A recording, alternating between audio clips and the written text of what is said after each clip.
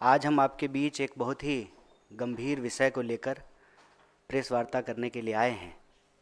आप तमाम साथियों ने देखा होगा कि पिछले कुछ दिनों से लगातार एक न्यूज़ रिपोर्ट हो रही है कि देश में अलग अलग तरह की जो कोचिंग संस्थान हैं, जो इंजीनियर बनाने का दावा करती है, डॉक्टर बनाने का दावा करती है, आईएएस आईपीएस बनाने का दावा करती है, वो विद्यार्थियों का और अभिभावकों का करोड़ों रुपया लेकर के फीस वसूल करके अचानक से गायब हो जा रहे हैं। मैं आपको एक बात याद दिलाना चाहता हूँ कि एक समय इस देश में ऐसा ही काम कुछ प्राइवेट बैंक किया करते थे। रोज़ शाम को उनके एजेंट जो है सब्जी बेचने वाले दुकानदार से, ठेला वाले, रिक्शा वाले, मिडिल क्लास नौकरी करने वाले लोगों के पैसे वसूलते थे और करोड़ों रुपया लेकर के अचानक से गायब हो जाते थे। जब भी इस तरह का कोई सिस्टमेटिक फेलियर होता है तो स्वाभाविक रूप से सरकार को उसकी जिम्मेवारी लेनी चाहिए। देश में जो आज शिक्षा व्यवस्था की हालत है वो बिल्कुल ठीक उसी तरह से है कि कबीर कहते हैं कि चलती चक्की देखकर दिया कबीरा रोए, दो पाटन के बीच में साबुत बचा ना कोई। सरकार और बाजार, इस दोनों के बीच में इस देश के विद्यार्थी और इस देश का भविष्य, इस देश का नागरिक पिसता जा रहा है। और ये सारा खेल शुरू उस लॉजिक से होता है कि शिक्षा इंसान बनाने के लिए नहीं, एक कमाऊ इंसान बनाने के लिए ली जानी चाहिए और दी जानी चाहिए। बाजार का जो तर्क है कि जिसमें मुनाफा नहीं है उसका अस्तित्व नहीं होना चाहिए। शिक्षा को जब मुनाफे के नज़रिए से देखने लगे, उसका नतीजा ये हुआ कि सपना बेचा जाने लगा।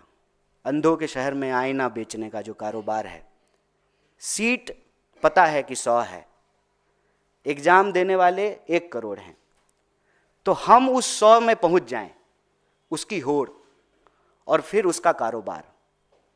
और ये 100 सीट क्यों है? क्योंकि सरकारी व्यवस्था जो है उसमें लगातार रोज बरोज गिरावट आई। सरकारी स्कूल में पढ़ाई नहीं होगा, सरकारी अस्पताल में इलाज नहीं होगा, तो स्वाभाविक रूप से सरकारी संस्थान जो हैं वो कमज़ोर होंगे और उसकी जगह पे जो है निजी संस्थानों की उत्पत्ति होगी। और ये जानबूझ करके किया गया, इसलिए ताकि शिक्षा जो प्राप्त करने वाले लोग हैं वो सिटीजन ना रहें, स्टूडेंट ना रहें, उनको कंज्यूमर बना दिया जाए। और इसी कंज्यूमर सर्विस के लॉजिक के तहत देश भर में कोचिंग की बाढ़ आई। आपने दिल्ली में देखा, बेसमेंट में पढ़ते हुए जो है विद्यार्थी की मौत हो गई। और जब हम मौत की बात करते हैं, भारत में एक संस्कृति है, गांव में अगर किसी की मौत हो जाए तो किसी के घर में खाना नहीं बनता है। सामने से अगर डेड बॉडी जा रही हो तो बिना जात बिना धर्म पूछे हुए लोग उसको नमस्कार करते हैं और कहते हैं कि आत्मा को शांति मिले। लेकिन हम कितने असंवेदनशील हो गए हैं, या हमको व्यवस्था कितना असंवेदनशील बना दिया है कि हर घंटे लगभग 2 स्टूडेंट, 24 घंटे में कम से कम 28 स्टूडेंट सुसाइड कर रहे हैं। और स्थिति ये है कि इस देश में किसान आत्महत्या से नौजवान आत्महत्या ज़्यादा हो चुका है। जैसे किसान आत्महत्या के पीछे सिस्टम जिम्मेवार है, उसी तरह से स्टूडेंट की आत्महत्या के लिए भी सिस्टम जिम्मेवार है।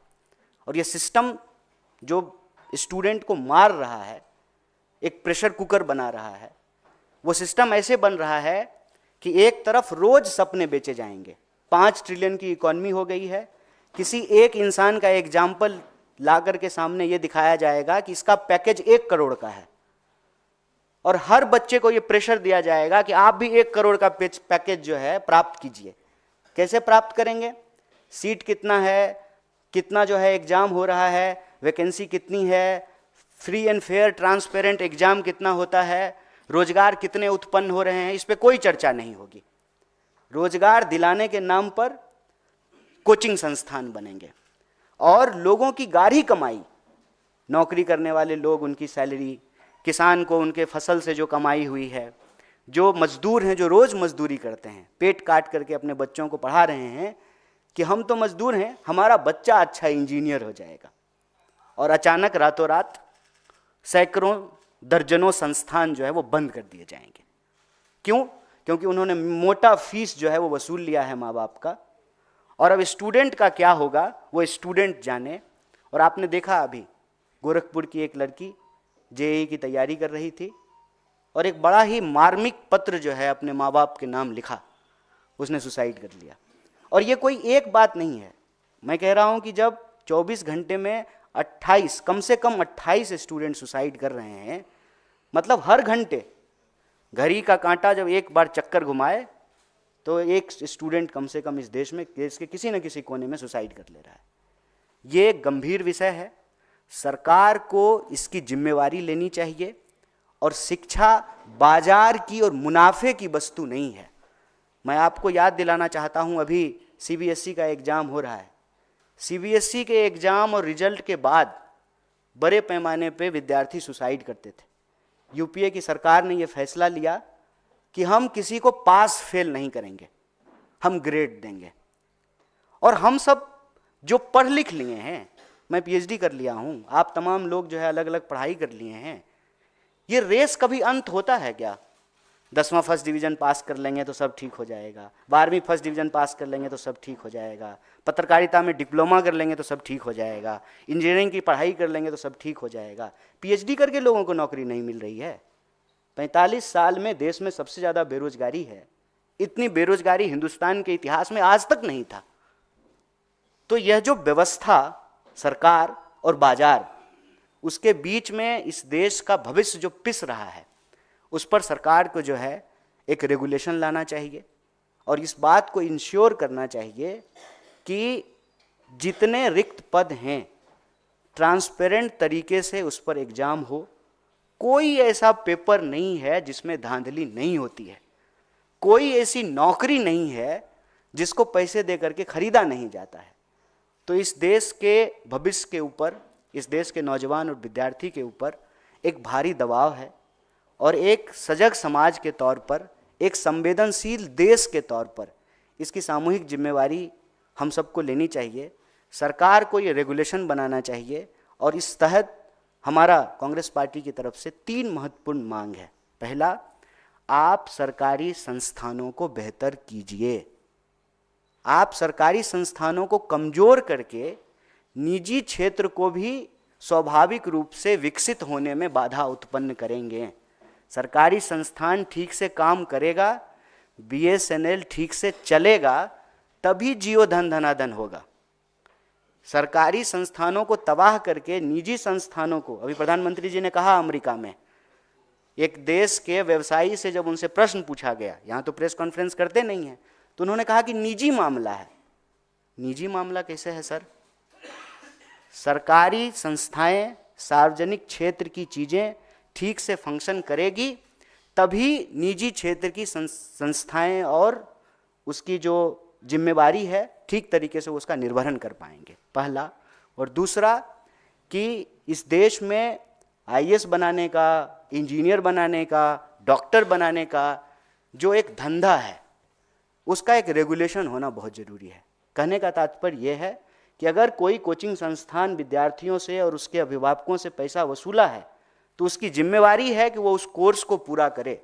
अगर वो उस पे कोर्स को पूरा नहीं करते हैं तो एक तरह का स्कैम है, एक तरह का घोटाला है। सरकार को जो है यह अनियंत्रित जो व्यवसाय है लोगों को बेवकूफ़ बनाने का, उसको जो है नियंत्रित करना चाहिए।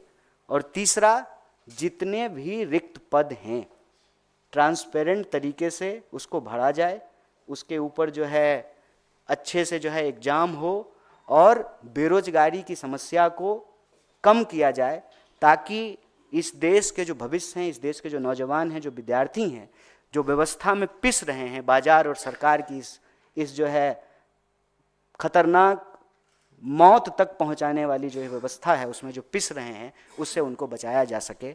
इस विषय पे आप लोगों से बातचीत के लिए मैं यहाँ उपस्थित था और अभी जब इस संबंधित आपका अगर कोई प्रश्न है तो उसका हम जवाब देंगे।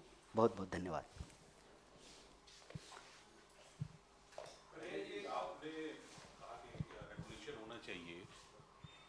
रेगुलेशन की बात कर रहे हैं कि आप कोचिंग संस्थानों पर या सरकार कुछ इस तरह का बनाए, आपकी राय क्या है? क्योंकि आप तो खुद एक अच्छे छात्र नेता रहे हैं और आप सक्रिय राजनीति में, तो आपकी अपनी राय कि कैसे इस पूरे जो आप जिसे कह रहे हैं कि बाजार बन गया है, इस पर रोक लगेगी, क्या करे सरकार? देखिए, इस संबंध में हम दो बात हाईलाइट करना चाहते हैं। एक कि अगर हमारे क्लासरूम में पढ़ाई होगी तो हमको कोचिंग पढ़ने की ज़रूरत नहीं होगी, और ये बात मैं ऐसे ही हवा में नहीं कह रहा हूँ। ये ज़्यादा दिन की बात नहीं है। हमारे पिताजी, हमारी माताजी जब स्कूल कॉलेज में पढ़ा करती थी तब ये कोचिंग और ट्यूशन का सिस्टम नहीं था। क्लासरूम में ही पढ़ाई होती थी और वो इनफ था। और उस ज़माने में तो कोई अगर अपने घर पे बुला करके पढ़ाए तो उस टीचर को बहुत दोयम दर्जे से देखा जाता था कि ये तो कोचिंग पढ़ाते हैं। तो किसी पेशा की जो सेंसिटिविटी है, जो उसकी सेंटिटी है, उसको जब हम रिड्यूस कर देते हैं, और ये रिड्यूस कब होता है? जब आप एजुकेशन एक बेहतर नागरिक बनाने की बजाय जॉम्बी बनाने के लिए देना चाहते हैं, एक रेस में जो है लोगों को शामिल कराने के लिए एजुकेशन देना चाहते हैं। और उस रेस का ही नतीजा है कि पहले जो है उसको अंक लाने का, मतलब जब से उसका जीवन शुरू होगा तो उसके ऊपर एक एंजाइटी होगी, दबाव होगा कि उसको अच्छा अंक लाना है। और अंक लाने के रेस से जब वो बाहर निकलता है तो फिर वो सैलरी का जीरो गिनना शुरू करता है। और पहले अंक लाने की एंजाइटी, फिर ईएमआई भरने की एंजाइटी। तो एजुकेशन का तात्पर्य सिर्फ और सिर्फ मुनाफा कमाना नहीं है, एक बेहतर इंसान भी बनाना है। आज हमारे देश के नॉलेज इंडस्ट्री का बुरा हाल इसलिए है कि हम इसको मार्केट फोर्स से देखते हैं। हम ये देखते हैं कि किस संस्थान से पढ़ने के बाद कितना पैकेज मिलता है। तो सबसे पहले तो ये नैरेटिव बदलना ज़रूरी है, और ये नैरेटिव बदलने के लिए सरकार का जो प्रचार का तरीका है उसको संवेदनशीलता से लेते हुए उसको बदलना चाहिए। हर जगह देखिए ना कि आपको एक डेटा और नंबर फेंका जाता है।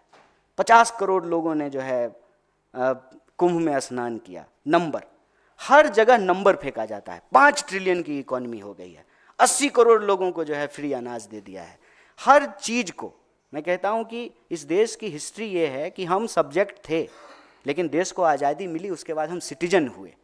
आज उस सिटीजन को नंबर में रिड्यूस किया जा रहा है। सरकार अपने नागरिकों को, अपने विद्यार्थियों को, नौजवानों को नंबर में रिड्यूस नहीं करे। नंबर सिर्फ हमारा जो है आइडेंटिटी नहीं है, हम एक इंसान हैं। नंबर से बियॉन्ड हमारी आइडेंटिटी है, और इस बात को संवेदनशीलता से सरकार को अलग अलग माध्यमों से, अपने मंचों से, और जो संवैधानिक पदों पे बैठे हुए लोग हैं उनको कहने और बोलने की ज़रूरत है। अगर हम कहते हैं कि लोकतंत्र की सर्वोच्च संस्था संसद है, तो संसद के पटल पर इस बात को उठाया और बोला जाना चाहिए ताकि समाज को एक मैसेज मिले।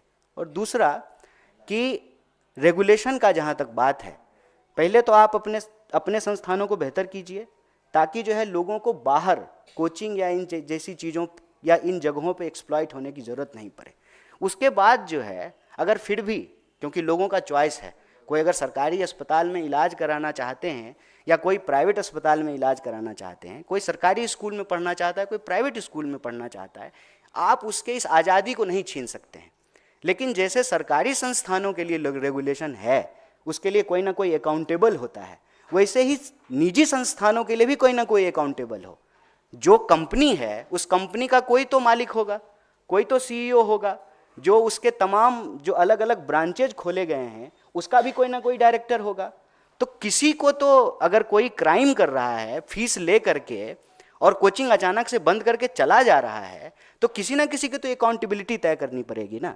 जिसके नाम से उनको कोचिंग खोलने का परमिशन दिया गया है, जिस जगह पे एनओसी लेकर के वो कोचिंग खोली गई है, उसके जो उत्तरदायी लोग हैं फिर उनको पकड़ा जाए कि अगर विद्यार्थियों का पैसा वसूल करके आप अचानक से जो है कोचिंग बंद करके गायब हो जाएंगे। और ये सिर्फ फिटजी का मामला नहीं है, अभी आप देखिए कि दूसरे कोचिंग संस्थान भी पैसा वसूल लिए हैं, स्टूडेंट से पैसा ले लिए हैं और अचानक से बंद करके चले गए। अब वो जो हजारों स्टूडेंट है वो कहाँ जाए, वो कहाँ जा करके एफआईआर कराए, किस अथॉरिटी के सामने जाए, कहाँ जा करके अपने इशूज और अपने कंसर्न को रेज करे। कोई तो जो है इसको उसका जो है रिस्पॉन्सिबल और अकाउंटेबल होगा।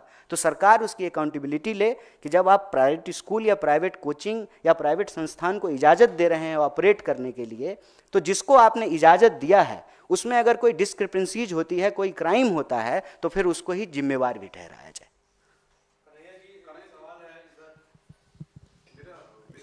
कन्हैया जी, हिंदुस्तान दुनिया, हाँ पहले इनका प्रश्न ले लें।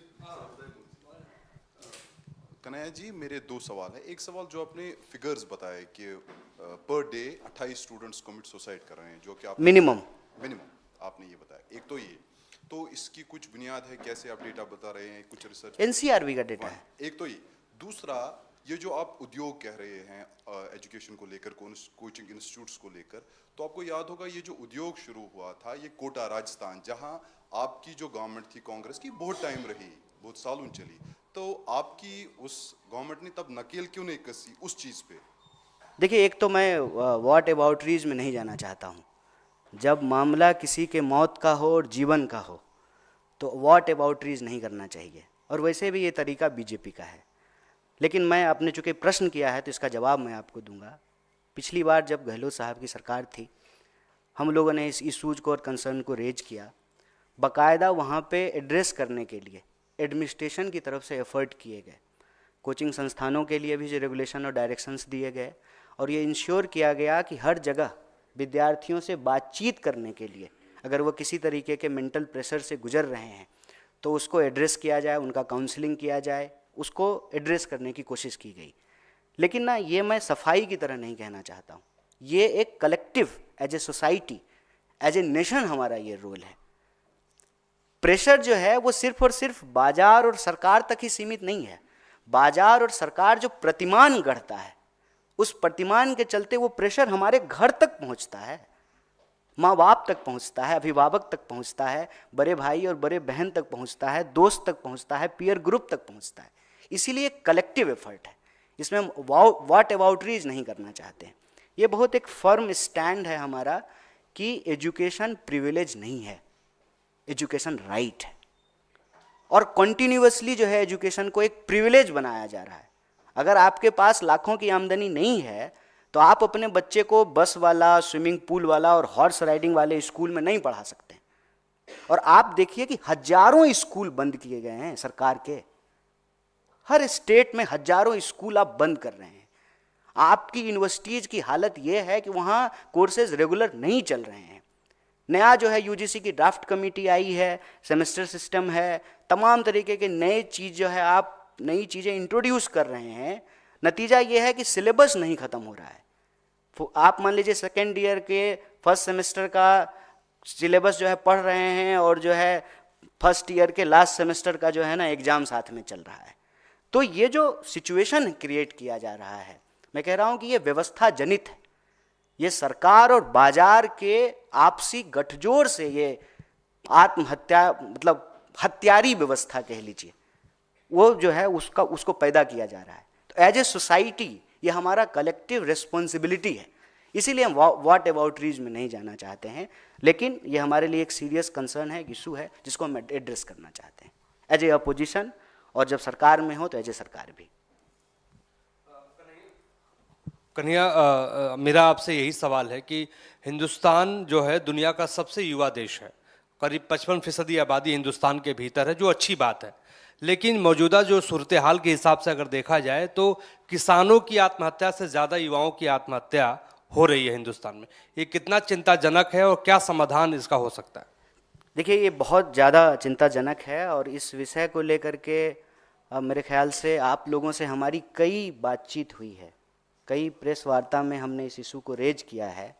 और आज भी जब हम ये कोचिंग संस्थानों का स्कैम है, पैसा ले लिया है, करोड़ों रुपया वसूल रहा है, उसको इस आत्महत्या से हम जोड़ करके देख रहे हैं कि हम एक ऐसी व्यवस्था बना रहे हैं जिस युवाओं पर के कंधे पर इस देश का भविष्य है, इस देश की दिशा क्या होगी, एज ए कंट्री हम कहाँ जाएंगे, उसका निर्धारण करने वाली जो सबसे मजबूत शक्ति है, उसके जीवन को लेकर के हमारे भीतर गंभीरता और संवेदनशीलता नहीं है। अगर हमारे भीतर गंभीरता और संवेदनशीलता होगी तो यह जो व्यवस्था पैदा की गई है, जिसमें विद्यार्थी, नौजवान आत्महत्या करने को मजबूर हैं, हम उस व्यवस्था को बदलने का प्रयास करेंगे। आप मतलब कोई राज्य में चले जाइए, एक बहुत बड़ा कंसर्न है प्रतियोगी परीक्षाओं की तैयारी कर रहे डेजिग्नेटेड एरिया हैं हर सिटी में कि ये स्टूडेंट एरिया है, वहाँ पे आपको जो है ना एक कारोबार दिखेगा, वहाँ आपको एक सिस्टम दिखेगा। सालों से वहाँ पे विद्यार्थी तैयारी कर रहे हैं, लेकिन उनको नहीं पता है कि उनका फ्यूचर क्या होगा। क्यों? क्योंकि टाइम पे एग्जाम नहीं हो रहा है। एग्जाम हो रहा है तो एग्जामिनेशन हॉल में पहुंचने से पहले पेपर लीक हो रहा है। पेपर लीक के खिलाफ जब स्टूडेंट सड़क पे उतर रहे हैं तो उनको लाठियां पड़ रही हैं।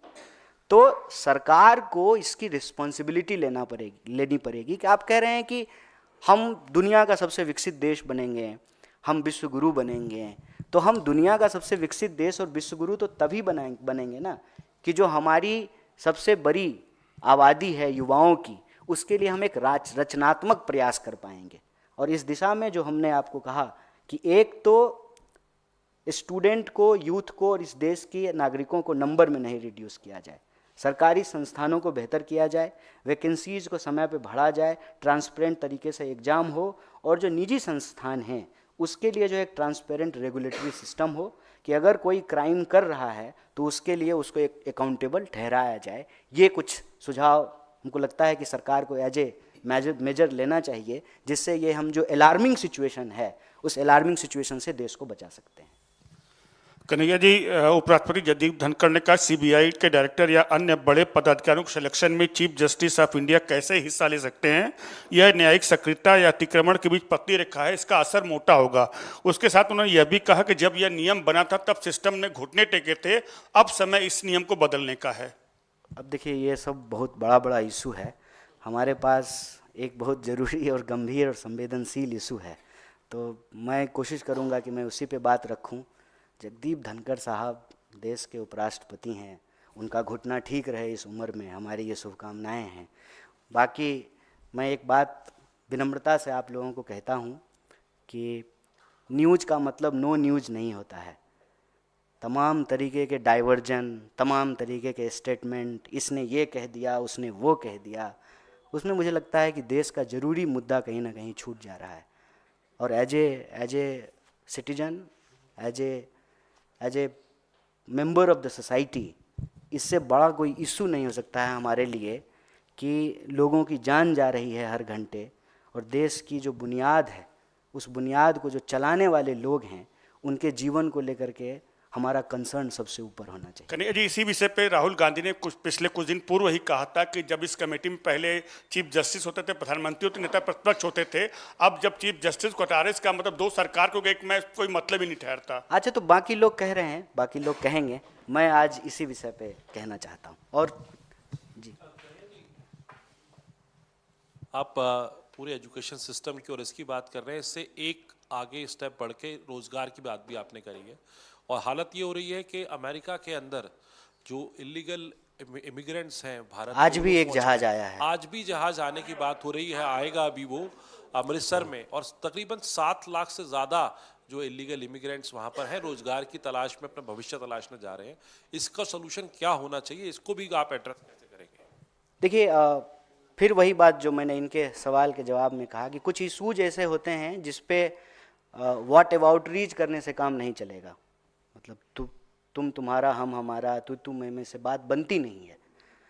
लेकिन मैं एक बात आपको याद दिला दूं कि मनमोहन सिंह जी जब प्रधानमंत्री थे तो ओबामा भारत आए थे, और ओबामा का एक स्टेटमेंट उस वक्त जो है ना बहुत पॉपुलर हुआ था कि दुनिया जिन परिस्थितियों से गुजर रहा है उसको अगर कोई निकाल सकता है तो वो देश भारत है। दुनिया भारत की तरफ देख रहा है। प्रोडक्शन सिस्टम में जो चेंजेज आ रहे थे, जिस तरह से जो है वो डिसइंटीग्रेट हो रहा था, इलेक्ट्रॉनिक रेवोल्यूशन हो गया, कंप्यूटर, मोबाइल, एआई का ज़माना है, आज हर कोई एआई की बात कर रहा है। उस दौर में हमको एक लीडिंग नेशन होना था, लेकिन जब आप विजन लैक करते हैं तो उसका ये परिणाम होता है। विजन लैक करने का क्या मतलब है कि देश के प्रधानमंत्री, आदरणीय प्रधानमंत्री जाते हैं और ट्रंप के लिए चुनाव प्रचार करते हैं और ट्रंप को गले लगाते हैं, और वही ट्रंप हमारे देश के लोगों के पाँव में बेड़ियाँ लगाता है। आप रिटर्न देख रहे हैं, गिफ्ट रिटर्न। हम गला लगाए, वो बेड़ी लगा दिया। हम ये नहीं कह रहे हैं कि इलीगल लोगों के ऊपर कार्रवाई किसी देश को करने का अधिकार नहीं है, लेकिन जो है बेसिक ह्यूमन रिस्पेक्ट भी होता है। दूसरे देश के इलीगल इमिग्रेंट्स को भी बाहर भेजा गया। उसके देश के राष्ट्रपति जो है वहाँ गए, उससे मिले, अपना जहाज भेजा, बोला कि जो है मिलिट्री के जहाज में नहीं भेजोगे, हम अपना जहाज भेजेंगे। हमारे पास तो वो अपना जहाज भी नहीं है, तो एयर इंडिया बचा ही नहीं। बस हमारे पास अब विमान मंत्री हैं, विमान नहीं है। तो ये एक सीरियस कंसर्न है।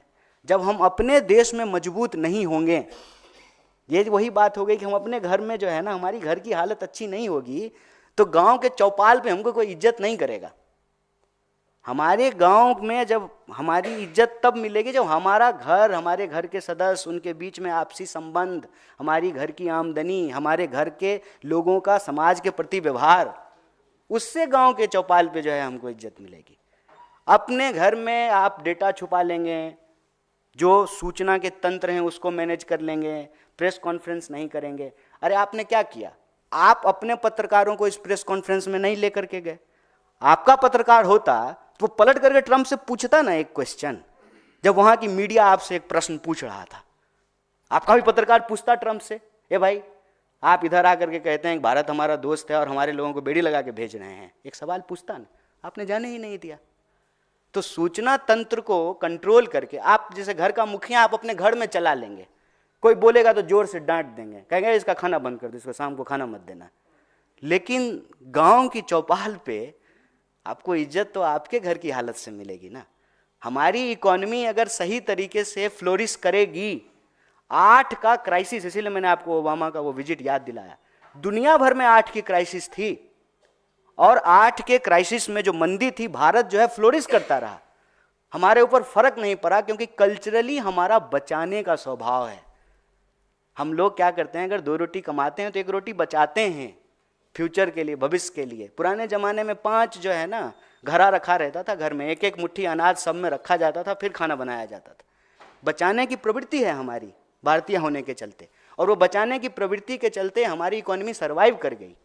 अगर हमारे देश के किसान आत्महत्या कर रहे हैं, हमारे देश के जवान आत्महत्या कर रहे हैं, अगर इस देश के 80 करोड़ लोग 5 किलो अनाज लेने के लिए लाइन में लगे हुए हैं और इस देश का एक व्यवसायी 5000 करोड़ रुपया जो है अपने बेटे की शादी में खर्च करता है, तब आपको लगता है कि आप मीडिया में बार बार ये बोलेंगे 5 ट्रिलियन की इकॉनमी और 5 ट्रिलियन की इकॉनमी, इससे जो है दुनिया में हमारी धमक स्थापित होगी, इससे जो है डंका बजेगा? नहीं बजेगा। भारत के लोगों को अपमानित किया जाएगा और वही किया जा रहा है। इसी से निकलने का रास्ता है कि हम अपने देश के एजुकेशन सिस्टम को बेटर करें, हम अपने देश के नौजवान, जो हमारी सबसे बड़ी शक्ति है, उसका सकारात्मक और रचनात्मक तरीके से इस्तेमाल करें। इस देश के जो प्रोडक्शन सिस्टम है उसको हम मजबूत करें, जो वर्ल्ड इकोनॉमी में, वर्ल्ड कंपटीशन में जाकर के कहीं स्टैंड करें। मुझे बताइए कि लुधियाना और सूरत का कपड़ा क्या जो है वर्ल्ड इकोनॉमी में कंपटीशन नहीं कर रहा था? कर रहा था। क्या हमारा आम, हमारा केला, हमारी चाय, हमारी कॉफ़ी जो है, हमारा चमड़ा, हमारी टेक्नोलॉजी, हमारे सॉफ्टवेयर इंजीनियर, हमारा जो है इसरो, क्या हम वर्ल्ड में कंपटीशन नहीं दे रहे थे? क्या हमारे पास जो है फ्री मीडिया नहीं था? क्या हमारे पास जो है डेमोक्रेटिक इंस्टीट्यूशंस नहीं है? लार्जेस्ट डेमोक्रेसी है इंडिया का। सब कुछ होते हुए भी अगर हम कुछ लैग कर रहे हैं तो वो है विजन। अगर विजन है हमारे पास तो ट्रंप के पास हमको जाने की जरूरत नहीं है। मैं एक छोड़िए, बाहर की बात छोड़ देते हैं, हम देश का समझते हैं, उससे समझ में आएगी। बिहार के लोग पंजाब क्यों काम करने के लिए जाते हैं? पंजाब के लोग क्यों नहीं जाते हैं बिहार काम करने के लिए? क्यों? क्योंकि बिहार की इकॉनमी पंजाब की इकॉनमी के मुकाबले बेहतर नहीं कर रही है। अगर बिहार की इकॉनमी बेहतर करने लगेगी तो पंजाब के लोग बिहार काम करने के लिए आएंगे। यही स्थिति आप दुनिया के ऊपर लागू करके देख लीजिए। क्यों हमारे नौजवानों को छुप करके इलीगल तरीके से दूसरे देश में जाना पड़ रहा है? क्योंकि हमारे देश में रोजगार नहीं है। और आपको मैं बताऊं कि इससे ज़्यादा गंभीर स्थिति क्या है। जब गाजा में लड़ाई हो रही थी तो हमारे देश के नौजवान जो है ठेके पे लड़ने के लिए गए। यूक्रेन की जब लड़ाई हो रही थी रसिया की, तो जबरदस्ती एक कंपनी में नौकरी देने के नाम पे कुछ लोगों को बेवकूफ़ बना करके, और वहाँ जब गए तो उनको आर्मी का ड्रेस पहना करके लड़ने के लिए भेज दिया। ये जो स्थिति है ये चिंताजनक है। रोजगार की जो बेरोजगारी की स्थिति है वो चिंताजनक है। और इस व्यवस्था जनित प्रेशर के चलते जो नौजवानों की आत्महत्या हो रही है वो चिंताजनक है। इस पर सरकार को एक ठोस काम करने की ज़रूरत है। प्रचार से काम नहीं चलेगा। जो वास्तविकता है, वास्तविकता की धरातल पे खड़ा होकर के एक विजन के साथ जो है देश निर्माण की प्रक्रिया में आगे बढ़ना होगा। बहुत बहुत धन्यवाद, बहुत शुक्रिया।